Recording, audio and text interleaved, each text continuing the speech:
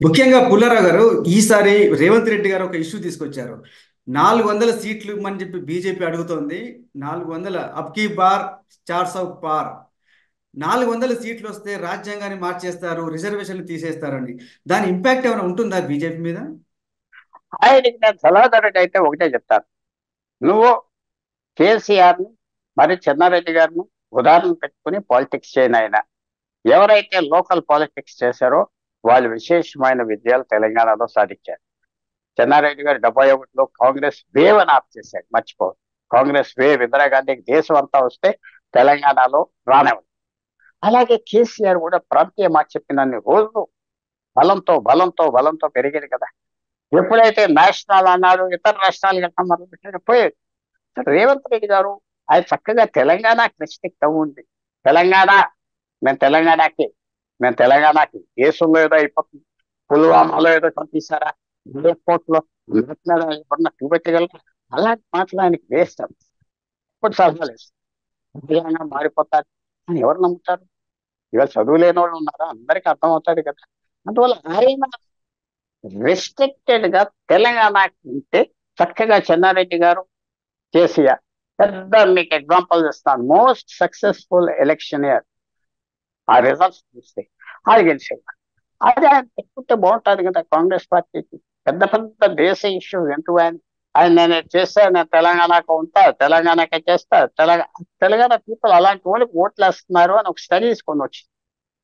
ఆ నాయకులు ఎవరైతే ప్రాంతీయ పక్షంగా ఉంటారో వాళ్ళ రాష్ట్రం పక్కన తెలంగాణ మీదే వెళ్తారు. ఇప్పుడు ఈ నేషనల్ ఇష్యూస్ మీద ఏమి రావు. వాళ్ళు అనుకుంటున్నారు ప్రజలు ఏదో లేచిపోయి కదిలిపోయి పరిగెత్తుకుని రాజ్యాంగం మారిపోతుందా అని. అది ఎవరు ఓకే. పట్టించుకోరు. అంటే రేవంత్ రెడ్డి లోకల్ ఇష్యూస్ మీద ఫోకస్ పెడితే మంచిదని చెప్తారు. చాలా మంచిది. ఆయనకి ఇది నేషనల్ ఇష్యూస్ మీద వెళ్ళే కొద్ది, ఆయన నేషనల్ గా వెళ్ళే కొద్ది ఆయన వీక్ అయిపోతాడు. లోకల్ గా ఆయన అక్కడే ఉండాలి. లోకల్ గా నేను ఎక్కడే ఉన్నా, ఇక్కడే ఉంటా, ఇక్కడే కలుస్తా, అందరిని తీసుకెళ్తా, ఇక్కడే మనిషిని, నాకు పెద్ద పెద్ద ఇష్యూలు అక్కర్లేదు, నేను ఇక్కడ మనిషిని, ఇక్కడే ఇక్కడే ఇక్కడే తెలంగాణ అంటా ఉంటే బాగుంటాయి. కానీ నేషనల్ మీరు నేషనల్ ఇష్యూస్ రేజ్ చేయడం వల్ల ఆయన జాతీయ స్థాయి నాయకుడిగా ఎదిగే అవకాశం లేదంటారా? ఆయనకి బాగా తెలుసు ఆయన ఎదగనవరని. కొంచెం ముందరకి వెళ్తే తీసేస్తారు. కాంగ్రెస్ పార్టీలో ఆయనకి అంత ఆశ లేదు కదా. ఆయన ముఖ్యమంత్రి అవ్వాడు, విశేషంగా మంత్రి కాని వాడు ఎప్పుడు ముఖ్యమంత్రి అవ్వాడు. చిన్న విషయం కాదు, చాలా బ్రిలియంట్ మ్యాన్, విశేషమైన మనిషి. దానికి మాత్రం మనం ఒక్క నిమిషం తగ్గదు. ఆయన తెలీదా అన్ని పాలిటిక్స్ తెలుసు.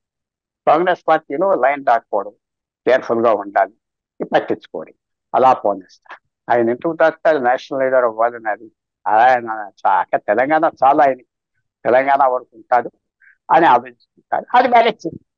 కాంగ్రెస్ పార్టీలో ఆయన మోస్ట్ ఫేవర్డ్ తెలంగాణ పాలిటిషియన్. ముఖ్యమంత్రిగా ఆయన మీద ఆధారపడుతున్నారు. సిద్ధరామయ్య మీద కాదు, డికే శివకుమార్ మీద కాదు, వాళ్ళంతా తగ్గిపోయారు. మీరు చూస్తున్నారు కదా. ఈయన తీసుకెళ్లారు. ఈయనతో నామినేషన్ వేసినప్పుడు ఈయన ఉన్నాడు అక్కడ రాయబరేలీలో. ఈయన వెళ్ళాడు కేరళ క్యాన్వాస్. సో ఇవన్నీ ఇంటర్నల్ పాలిటిక్స్ కాంగ్రెస్ పార్టీ. అవన్నీ రేవంత్ రెడ్డి గారు దాంట్లో ఎక్స్పర్ట్ అని కూడా నేను చెప్తాను. థ్యాంక్ యూ పుల్లారావు గారు. అసలైన తొలి వెలుగు.